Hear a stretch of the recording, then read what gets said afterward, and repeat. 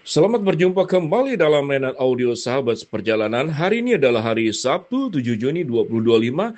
Tema renungan saat teduh kita dengan judul Dosa Percabulan dan Akibatnya.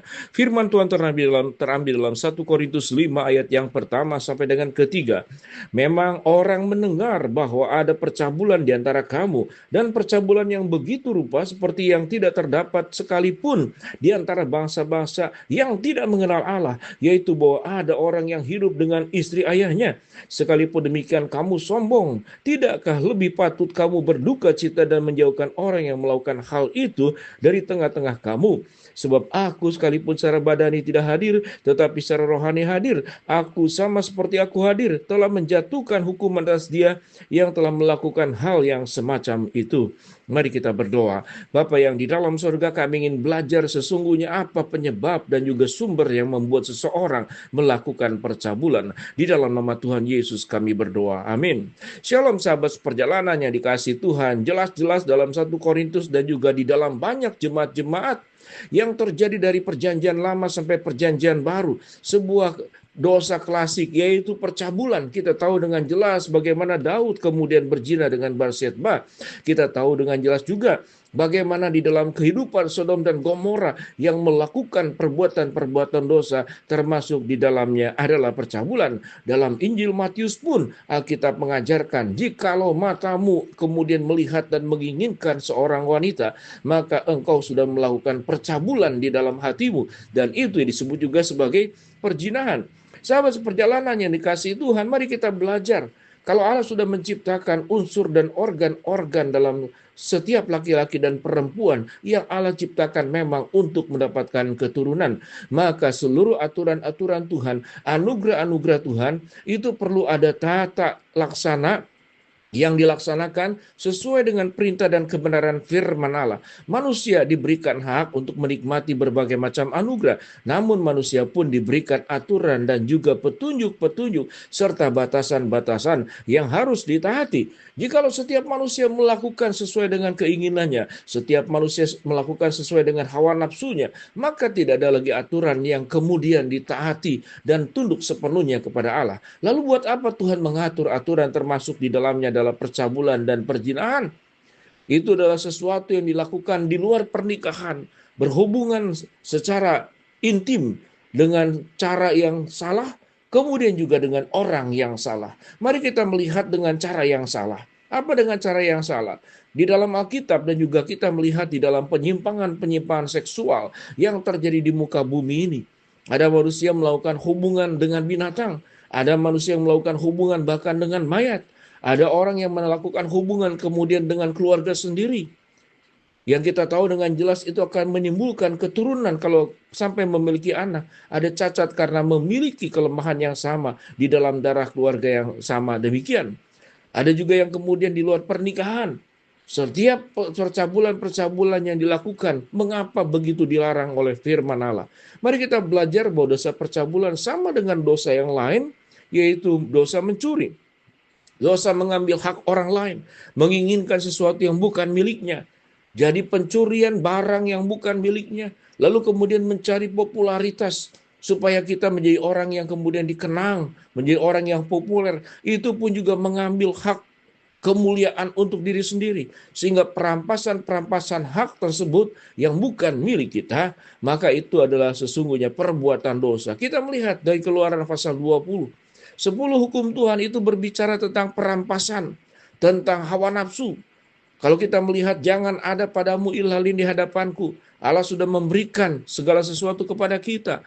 Dan Allah menuntut kita untuk setia kepada dia. Apa yang dilakukan manusia? Manusia menyimpang kemudian menyembah ilah lain. Firman Tuhan dikatakan kuduskanlah hari Sabat. Di sini berbicara tentang batasan. Ada satu hari di mana kita harus mengembalikan kemuliaan itu hanya kepada Allah. Kita hadir beribadah, kita sudah diberikan 6 anugerah selama 6 hari sepenuhnya. Bahkan setelah ibadah pun kita masih bisa melakukan kegiatan-kegiatan yang lain. Ibadah 1 minggu cuma 1 jam, paling 2 jam. Dengan perjalanan dari rumah ke gereja, gereja ke rumah, mungkin cuma 4 jam paling lama. Selebihnya adalah anugerah yang bisa kita nikmati, dipakai dengan sebaik-baiknya waktu yang ada. Percabulan juga sama. Alkitab mengatakan di dalam 1 Korintus pasal ke-5, memang aku mendengar bahwa ada percabulan di antara kamu, percabulan yang begitu rupa seperti yang tidak terdapat sekalipun di antara bangsa-bangsa yang tidak mengenal Allah, yaitu bahwa ada orang yang hidup dengan istri ayahnya. Di sini catatannya dengan jelas, yaitu dengan istri ayahnya, artinya anak laki-laki. Dengan istri ayahnya, artinya siapa? Dengan ibunya sendiri. Atau ayah dengan anak perempuannya. Atau adik dengan kakaknya.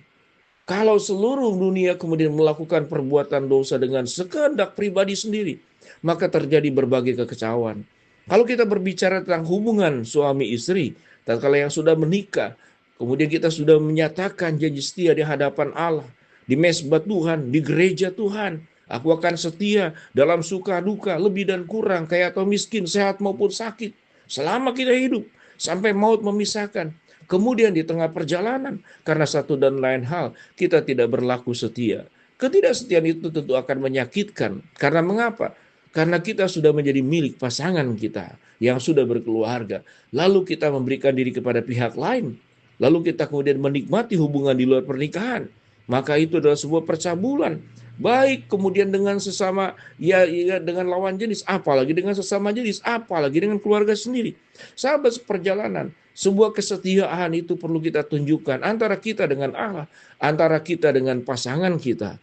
Sebagai orang yang sudah berkomitmen mengambil setia.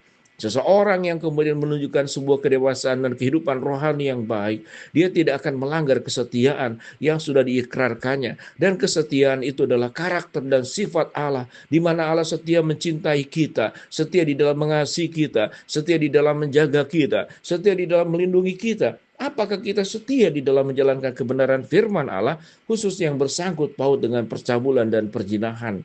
Itu akan menyakiti tidak hanya pasangan, tetapi juga menjadi contoh yang buruk buat anak dan cucu kita. Akan dikenang bahwa kakek moyang kita, nenek moyang kita, kita sebagai orang tua, tidak bisa memberikan warisan kekudusan kepada anak. Kita bisa memberikan warisan mungkin harta, warisan mungkin tanah, warisan mungkin rumah. Tetapi yang paling utama sebagai anak-anak Tuhan, apakah kita memberikan warisan kepada anak cucu kita kekudusan? Apakah sewaktu kita meninggal nanti, ada catatan yang anak-anak ingat dengan baik bahwa kita menjaga kekudusan, kita menjaga kesetiaan kepada pasangan, tidak menyimpang ke kiri dan ke kanan, tidak terbuka pintu hatinya kepada dosa, tidak tergoda oleh iblis yang kemudian membujuk kita untuk jatuh di dalam dosa percabulan, di dalam bentuk apapun juga.